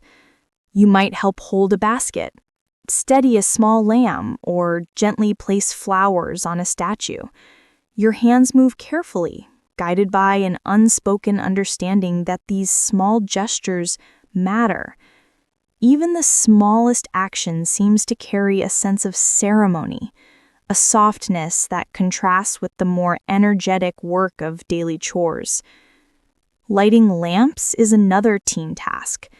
Tiny clay lamps, filled with oil and carefully lit, cast a gentle glow on temple steps or household shrines. The flames dance slowly, reflecting in your eyes, flickering across the walls. There's a meditative quality to this act. The waxy warmth, the faint scent of smoke, and the quiet concentration all combine to make time feel slower, calmer, and more centered. As the day moves toward evening, the festival often winds down with soft, communal gatherings. Families sit together in courtyards or along quiet streets, sharing stories, reflecting on the rituals, and enjoying the lingering warmth of the day. Music may drift through the evening air, now slower, almost like a lullaby. You walk slowly home, observing the fading glow of clay lamps, the last traces of incense smoke curling skyward, and the soft footsteps of people returning from temples or shrines. For a Roman teen, festivals are not about excitement or chaos. They're about connection, patience, and observation. They teach the beauty of small, deliberate actions, the importance of respect and care, and the calming joy of being part of a community. The day unfolds gently, each moment flowing into the next, guided by soft music, slow footsteps, and quiet devotion. As night falls, the memory of the day lingers. The flicker of lamps, the warmth of incense, the muted colors of banners and flowers, the gentle hum of music and conversation. You carry this calm with you, a quiet treasure from a day spent walking slowly among traditions, rituals, and the timeless rhythms of Roman life. As the festival winds down or the sun sinks low after a regular day, Roman teens returned home to the comforting familiarity of their own spaces. Evening in Rome is soft and gentle, a slow transition from the activity of the day to the quiet of night. The streets are calmer now, dappled with long shadows, the stone glimmering faintly in the warm glow of the setting sun. Footsteps echo lightly, soft against the cobblestones, blending with a gentle hum of neighbors finishing their own tasks. Arriving at your home, you notice the small, comforting sounds of daily life. Someone sweeping a courtyard, the low clatter of cooking utensils, the occasional call of a neighbor's child playing with a toy or chasing a small animal. Everything moves at a slower pace now, carrying the day's energy into a gentle, winding rhythm. The first thing to do is often cleaning up. Sweeping the floors is a slow, satisfying task. You drag the straw broom across the stone or dirt floor, watching dust and tiny crumbs vanish quietly into the bristles. Clay jars and plates used earlier in the day are washed, scrubbed with cool water, and left to dry in neat rows. The sound of gentle scraping, splashing, and wiping creates a soft, rhythmic soundtrack for the evening. Even the small effort of arranging cushions or mats feels purposeful, a tiny act of order in your home. Meanwhile, lamps are lit in the household. Tiny clay oil lamps are filled with oil, wicks adjusted carefully, and flames sparked to life. Their soft glow casts flickering shadows on walls and ceilings, creating a cozy, intimate atmosphere. The light dances on the edges of bowls, cups, and furniture, transforming everyday objects into small highlights of warmth. Sitting nearby, you watch the gentle flicker, feeling calm as the room's corners gradually fill with golden light. Evening meals are simple but satisfying. Bread is warmed, cheese or leftovers from earlier meals arranged, perhaps olives or figs added to the plates. Water or diluted wine is poured into small clay cups. The family gathers around a low table or spreads a cloth on the floor. Conversations are quiet, easy, and reflective. Your parents ask softly about your day. Did you enjoy your walk to the market? How did the bathhouse feel today? Siblings share small stories or jokes, always in gentle tones that don't disturb the calm evening rhythm. Sometimes you might help with minor preparations for dinner, stirring a pot slowly, slicing bread carefully, arranging food on plates. Every movement is deliberate, unhurried, part of a comforting cadence. Even small tasks carry a sense of contribution and care. You notice the textures, the roughness of a clay pot, the smoothness of a wooden spoon, the warmth of the bread under your fingertips. These little details deepen the sense of home, grounding you in the moment. Outside, the neighborhood carries its own quiet life. Children chase each other softly in the fading light, their laughter gentle and fleeting. You hear the distant hum of neighbors finishing evening chores, the soft clinking of dishes, the low murmur of conversations through open windows. Occasionally, the faint bleat of a goat or the chirping of birds punctuates the air. All these sounds mix together like a gentle symphony of evening life, comforting, calm, and steady. After the meal, some teens linger in the courtyard or along shaded passages, speaking quietly with siblings or friends, or simply observing the soft shifting of shadows. Perhaps you trace the outline of leaves against walls, watch smoke rise from clay lamps, or listen to the faint trickle of water from a small fountain. The day's earlier bustle has faded, leaving a tranquil, almost meditative calm. Tasks continue in a gentle rhythm. Clothes are folded or laid out for the next day. Utensils are rinsed one last time. Mats and cushions are adjusted for comfort. You move slowly, aware of each action, savoring the ease of the evening. Even when small chores are finished, there is no rush. The house, the family, and the city all seem to breathe together, settling into a quiet, shared pace. Some families take a moment to offer a brief prayer or thanks to household gods at the lararium. A teen might light a tiny lamp, place a few crumbs or olives in the small shrine, or whisper a short wish for health and safety. These gestures are simple, soft, and reflective. The gentle flicker of the lamp adds warmth to the shrine, and the act itself slows the mind, creating a small pocket of calm amidst the closing day. As the evening grows darker, you notice the subtle shift of the city. The streets are now almost empty, except for the occasional passerby or a family returning from errands. Sounds are more distant, a soft barking of a dog, the faint creak of a door, the murmur of someone speaking behind a wall. The light dims in soft gradients, blending shadows and gentle orange glow from lamps. The neighborhood feels cocooned, peaceful, like a quiet pocket within the vastness of Rome. Finally, the household settles in for the night. Mats and cushions arranged, lamps casting soft pools of light, the last small chores done. Conversations fade into whispers, then silence, leaving only the gentle creak of wood or the faint patter of a distant breeze.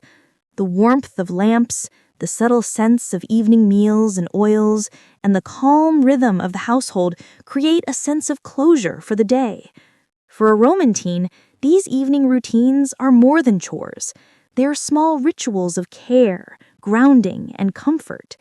Each sweep, each gentle conversation, each lamp lit, and each quiet observation contributes to a sense of peace. The day's activities, school, chores, markets, bathhouses, games, and festivals are now gently tucked into memory, leaving a calm, reflective pause before the final rest of night. And as your eyelids grow heavy, the house quiets completely, and the soft glow of lamps casts one last warm light across familiar walls. You lie down on your mat or bed, feeling the warmth, the calm, the gentle order of the day. Rome itself seems to exhale, the city settling into the slow, soft rhythm of night, carrying you along with it into gentle, restful sleep. Night falls softly over Rome. The streets, once alive with footsteps, vendors, and laughter, have quieted. A gentle hush drifts over rooftops, courtyards, and alleyways. The city's energy slows to a measured, calm rhythm, mirroring the state of a Roman teen preparing to end the day. It is a time for reflection, comfort, and the small, soothing rituals that mark the transition from wakefulness to rest. Returning home from evening walks, markets, or festivals, the first step is often simple cleanliness. Hands are washed in cool water from clay basins, rubbed gently with linen towels. The act is deliberate and calming, a way to remove the dust, oil, and sweat of the day. Even the faint scent of olive oil or herbs lingers on your skin, subtle and comforting. Each movement, dipping, rubbing, patting, feels like a soft meditation, slowing the mind and centering the spirit. Next, lamps are stored or tended. Tiny clay oil lamps, still warm from hours of gentle glow, are extinguished carefully. You tilt them just so, letting the flame flicker once before vanishing. The smoky scent drifts upward, leaving a faint, familiar trail that mingles with the cool night air.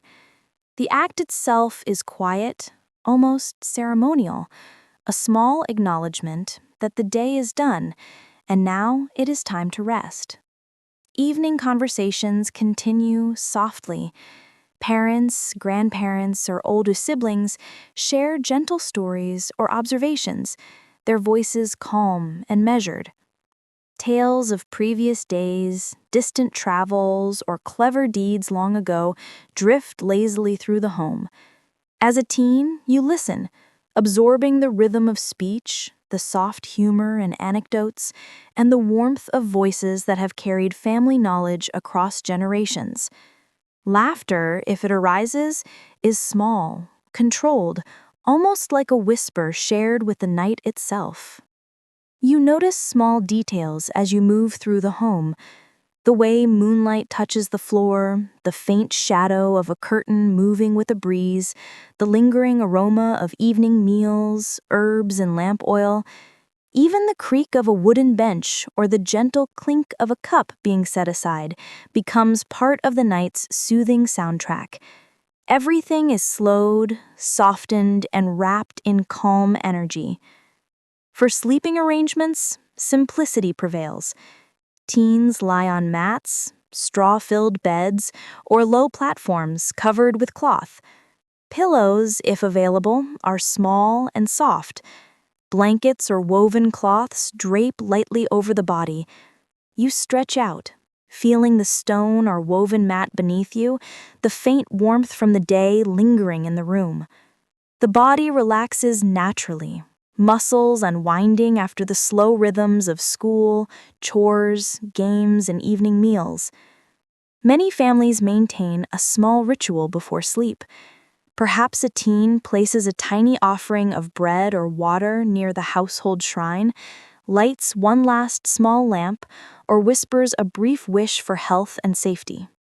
These acts are slow, meditative, and comforting, gentle reminders of care, tradition, and the invisible threads connecting family, community, and the gods. The flicker of the lamp, the faint scent of incense or oil, and the quiet repetition of these small rituals create a soft, reflective atmosphere. The sounds of the night filter in softly from outside: a dog's faint bark, the rustle of leaves, the distant voice of a night watchman, or the muddled chatter of a family returning from a temple, all blend into a soothing, natural hum. Even in the quietest moments, life continues, gently, steadily, peacefully. You notice these sounds without effort, letting them lull you further toward rest. Stories often continue as the final prelude to sleep. An elder may recount tales of clever heroes, the city's founding, or amusing family incidents. Their voice is low, even, measured. You imagine the scenes, see the slow movements of characters, and allow the narrative to float over you like a soft cloak. Laughter is quiet and contained, the humor gentle and warm. In these moments, the mind wanders freely, but safely, carried by the cadence of speech and the reassuring presence of family. Gradually, the body and mind align with the night. The eyes grow heavier, breaths lengthen, and limbs stretch lazily before relaxing. The warmth of the lamp and the soft weight of the blanket or cloth create a cocoon-like comfort. Even the textures of bedding, straw, cloth, wood, are part of the sensory rhythm, grounding the teen in the calm of the moment. Before drifting completely into sleep, there is often a final sense of presence: a glance at the dimly lit shrine, a lingering smell of lamp oil, a soft murmur from a sibling, or the subtle creak of the house settling in the night reminds you that the day has ended gently, safely, and fully. You are surrounded by small comforts: warmth, light, familiar scents, quiet voices, and the soft pulse of the household's energy. For a Roman teen, nighttime life is not about excitement or dramatic closures. It is about slowing, noticing, and appreciating small acts of care and ritual. It is the gentle acknowledgement of the day's labors, lessons, and joys woven into the rhythm of household life. The combination of washing, tidying, soft conversation, ritual, and gentle observation cultivates a deep sense of calm, a slow preparation for rest. Finally, the body settles completely. Limbs rest, breaths deepen, and the eyes close. The home is quiet, the lamps extinguished, the courtyard dark but softly alive with night sounds. Outside, the city sleeps slowly, like a gentle tide, and inside, you lie on simple bedding, cocooned in warmth and quiet reflection. The events of the day, chores, markets, games, baths, festivals, meals, settle in your mind as gentle memories. Sleep arrives softly, carrying the calm rhythm of Roman life. The day's textures, scents, sounds, and flavors remain like a comforting echo wrapping around the teen as dreams begin. Each breath aligns with the quiet pulse of the household. The world has slowed, and now the night holds you gently, preparing for tomorrow's slow, soft unfolding. The transition from wakefulness to rest in ancient Rome is a quiet art, a combination of small rituals, gentle chores, familial presence, and reflective observation. For a teen, it teaches patience, mindfulness, and the subtle joy found in everyday life. As you drift into sleep, Rome itself seems to settle around you, and the slow, comforting rhythm of the city and household carries you gently through the night. Even after the house has quieted, lamps are dimmed, and the city outside rests, a Roman teenager's mind continues to wander gently, carried on the soft currents of dreams and hopes. Night is not just for sleep, it is for imagining what tomorrow may bring, reflecting on today, and thinking about the life yet to come. For teens in ancient Rome, these thoughts are slow, tender, and full of quiet possibility. Lying on simple bedding, cocooned in the warmth of blankets or woven mats, the mind drifts naturally to ideas of the future. Perhaps you imagine yourself growing taller, stronger, and more skilled in the tasks of daily life. If you attend school, you think of the letters and numbers you hope to master, the stories and histories you wish to remember, and the wisdom of teachers whose voices echo softly in your memory. If you help in a shop, a farm, or a workshop, you picture yourself completing tasks with skill and pride, your hands steady, your efforts valued, your work meaningful. Dreams of the future are quiet and contemplative. You imagine roles you might one day play in society: a craftsman shaping clay into bowls and pots, a merchant weighing goods carefully in the market, a scribe copying scrolls with neat, deliberate letters, or even a soldier or public servant contributing to the city's life in ways only you can. These images are not filled with grandeur or excitement. They are gentle visions of competence, care, and belonging. You picture yourself moving slowly but confidently through life, learning, growing, and discovering. Family and community remain at the center of these dreams. You imagine helping your parents, teaching younger siblings, or offering a hand to neighbors. The city itself becomes a calm backdrop. Streets you know, markets you've wandered, temples you've visited, courtyards you've rested in. Each memory merges softly with hopes, forming a warm tapestry of what life can be. You picture yourself walking down familiar streets, carrying your share of responsibility, participating in quiet routines, contributing in small but meaningful ways. There are also personal hopes and ambitions, delicate and introspective. Perhaps you dream of mastering a skill, the smooth stroke of a stylus on wax tablets, the careful shaping of clay, the precise weaving of cloth. Or maybe your heart leans toward music or storytelling, imagining melodies played softly on a lyre or tales shared with friends in the gentle glow of lamps. Every ambition is unhurried, tender, and attainable, like a candle flickering gently in the night. Love and friendship occupy quiet corners of thought as well. You may imagine conversations with friends, playful moments, shared laughter, or helping one another navigate the small challenges of youth.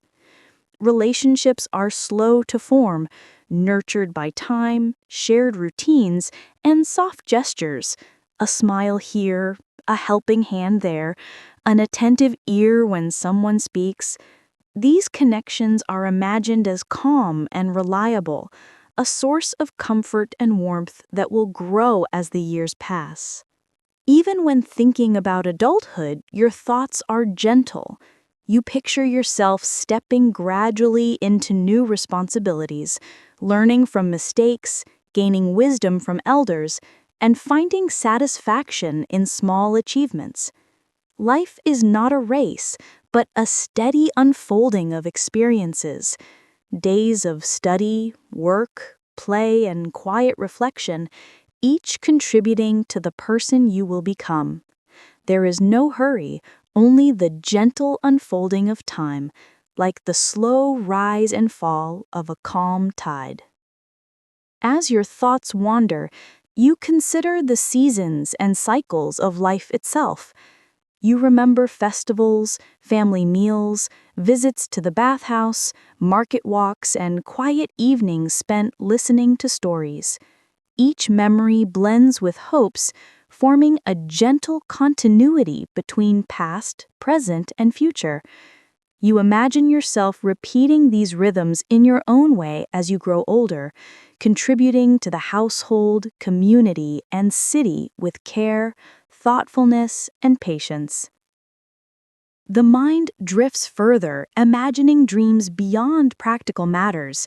You picture yourself exploring distant corners of the city, hearing new stories, seeing temples bathed in sunlight, or noticing small, delicate details you may have missed before. The curve of a roof tile, the sound of water trickling through a fountain, the scent of herbs carried on a soft breeze. Even these imagined scenes are slow and calm, designed to comfort, soothe, and lull you deeper into rest. As sleep draws nearer, your reflections turn inward. You think about the quiet joys of each day, the gentle touch of a lamp's warmth, the soft rustle of cloth, the taste of fresh bread, the laughter of friends, and the calm of evening rituals. Each thought is soft, simple, and unhurried, a gentle acknowledgement of life's small but meaningful pleasures. There is contentment here, a warm glow that rests in the chest like the lingering heat of the hearth long after the fire has dimmed. Finally, the dreams themselves arrive. They are slow, warm, and comforting. You imagine yourself walking softly through familiar streets, participating in quiet chores, helping family members, visiting markets, and sitting in the calm of the bathhouse. Faces are friendly, voices are soft, and the world feels predictable yet full of gentle wonder. Even adventures, if they come, are quiet ones, exploring a new alley, noticing a bright flower, discovering the taste of a fruit you've never tried. Nothing is rushed, nothing startles, everything flows in a peaceful rhythm. Your body relaxes completely now. Limbs are heavy, muscles softened by a day of activity and reflection. Breaths lengthen and deepen naturally. The mind, full of calm memories, gentle hopes, and comforting dreams, drifts into sleep with ease. Outside, the city rests quietly, carrying the same gentle rhythm that has marked the entire day. Every street, courtyard, and home seems to sigh in the darkness, echoing the quiet, slow pulse of life. And so, a Roman teen sleeps. The warmth of family, the soft glow of lamps, the lingering scents and tastes of the day and the quiet rhythm of the city cradle them gently. Dreams of learning, growing, helping, and exploring drift alongside hopes for the future. All is calm, slow, and comforting, the perfect close to a day lived fully, softly, and with quiet joy. Night embraces you completely. The body rests, the mind wanders peacefully, and the world outside hums softly in unison with the gentle, slow heartbeat of Rome. Tomorrow will come, carrying new small adventures, gentle routines, and quiet discoveries. But for now, sleep holds you, warm and safe, in its soft, slow, and restful embrace. The day in Rome has gently wound down. Streets that once bustled with sandals and laughter now lie quiet under the soft glow of moonlight. Courtyards, market squares, and bathhouses rest, still and calm. Even the faint hum of distant voices or the soft flutter of curtains in the night seems slower, measured, like the heartbeat of the city itself. For a Roman teenager, the day's adventures, lessons, chores, and quiet joys have faded into memory, leaving a warm, comforting stillness. As you settle into your simple bedding, the house around you is soft with shadows. Lamps have been extinguished or flicker faintly one last time, their glow gentle, almost imperceptible.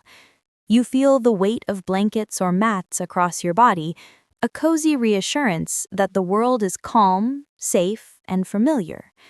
The distant city hum, a dog's soft bark, the creak of shutters, the trickle of water, becomes a lullaby, a reminder that life continues quietly beyond your walls while you rest. Close your eyes for a moment and breathe deeply. Inhale slowly, filling your lungs with the cool, earthy air of your home, carrying the faint scent of olive oil, bread, and herbs. Exhale gently, letting the warmth of the day, the sun on stone, the scent of sand and clay, the glow of lamps settle through your body. Each breath is slow, unhurried, a soft bridge from wakefulness to rest. Let your mind drift back over the day's small joys. Recall the morning light spilling across your courtyard, the scent of fresh bread and cheese, the quiet clatter of household chores. Remember the gentle journey through streets, markets, and bathhouses. Think of the soft laughter of friends and siblings, the calm rituals of prayers and offerings, and the warm, steady presence of family voices. Each memory is a soft thread, weaving a comforting tapestry of calm, cozy life. If you close your eyes and imagine walking through Rome one last time, notice the details that make it a place of gentle wonder. Feel the smooth stones underfoot, the warmth of walls touched by the afternoon sun, the faint breeze that drifts through quiet streets. Observe the flicker of lamps in shop windows, the muted colors of fabrics on market stalls, and the faint glow of the setting sun lingering on rooftops. Each image is slow, soft, and inviting, like a scene painted just for you. Think of the people you passed today, each moving at their own peaceful pace. Vendors arranging goods with care, children playing softly in the streets, elders telling stories by lamplight. Even the smallest interactions, a smile, a gentle gesture, a quiet nod, carry warmth. They remind you that the rhythm of life is not always hurried or loud. Sometimes it is the soft, steady moments that matter most. Now allow your thoughts to drift toward yourself, a Roman teen, at the close of day. Your body rests, your mind reflects, and your heart carries the comfort of belonging. The small victories of the day, chores done, lessons learned, friends visited, offerings made, settle into a quiet pride. You are part of a household, a neighborhood, a city, a rhythm that stretches across time. Even the simplest acts, performed slowly and mindfully, connects you to the living pulse of Rome. Let your awareness expand to the wider night. Imagine the rooftops stretching out across the city, the streets empty and calm, the soft silver of moonlight touching fountains, columns, and walls. The air is cool and soothing, carrying distant scents of herbs, flowers, and earth. The city breathes with you, gentle and steady, a reminder that the world continues peacefully, even as you rest. As you sink deeper into your bedding, notice how your body softens further. Shoulders relax, limbs lengthen, and your head rests fully against your pillow or mat. Every part of you releases the day's tensions, the tightness of movement, the energy of school or chores, the slight worry of learning and growing. Here, in this quiet moment, there is only calm, only presence, only the gentle rhythm of night. Picture the household one last time. The lamps are faintly glowing or extinguished, the quiet stirrings of animals are settling, and the faint echo of stories told earlier lingers softly in the corners. Family members lie resting, voices hushed, breathing slow and even. The warm scent of the day, bread, oil, clay, and herbs, clings gently to the air, comforting and familiar. This is your cocoon, your safe corner of ancient Rome. Allow your mind to drift forward now toward sleep. Imagine yourself floating gently through the streets of Rome at night, stepping softly over stones, past shuttered windows, and darkened courtyards. Hear only gentle echoes, the soft murmur of a distant night watchman, the rustle of leaves, a dog's faint yit far away. The city is at rest, and so are you. As you drift, let the dreams of the day and hopes for tomorrow mingle. Recall the games, the markets, the bathhouse, the lessons, and the soft laughter of friends. Imagine gentle adventures, exploring a quiet alley, noticing a flower in bloom, listening to a bird sing before it sleeps. Nothing is rushed. Everything moves at a calm, deliberate pace. These gentle imaginings carry you into sleep like a soft current, steady and warm. Breathe slowly. Inhale the peace of the household, the comfort of familiar spaces, and the soft presence of loved ones. Exhale any lingering tension or hurry, letting the body sink deeper into rest. The day is done, the night is gentle, and your mind and body are ready to drift fully, safely, and softly into sleep. Rome at night is quiet, comforting, and slow. Its heartbeat is steady, its rhythms patient and warm. And now you are part of it. A teen at the close of day, cocooned in gentle light, soft textures, familiar scents, and a deep sense of calm. Sleep arrives quietly, softly, and fully. The city breathes with you, carrying the gentle pulse of life through streets, homes, and courtyards. And as your eyelids close completely, the warm, soft embrace of night in ancient Rome lulls you into a calm, peaceful rest, preparing you for the gentle rhythm of a new day yet to come.